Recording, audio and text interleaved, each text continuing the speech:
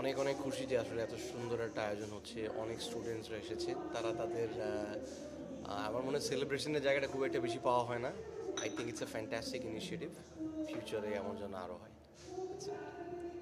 এই ক্রেজটা কতটা এনজয় করেন, এই তুফানি, তারপর হচ্ছে কোকো স্টুডিওর গান, সবকিছু মিলে একটা সবকিছু মিলে একটা মানে প্রীতম যেখানে সেখানে একটা বাড়তি উন্মাদনা। আমি জানি না, মানুষের দোয়া ভালোবাসা, আমি আমার দিক থেকে সর্বোচ্চ চেষ্টা করি, এটাই, দ্যাটস ইট। বাট ভালোবাসায় আমি আসলে অনেক বেশি দায়িত্বটা বেড়ে যায়। আমি চেষ্টা করি বাংলাদেশকে যতটুকু সম্ভব গ্লোবালি তুলে ধরা, বাংলাদেশের গানটাকে, এটাই আর কি।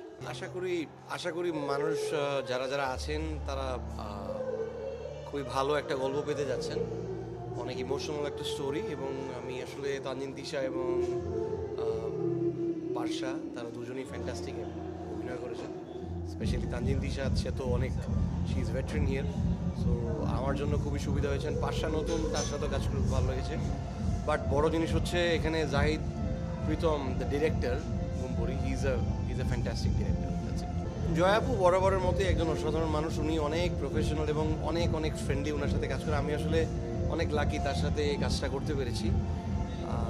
আসলে যেটা বলবো যে আপুর তার ভালো কাজের প্রতি যে আগ্রহটা, সেটা আসলে আমাকে আরও অনেক বেশি ইন্সপায়ার করেছে। আমি আশা করবো ফিউচারে আরও এরকম কাজ নিয়ে আসতে পারবো।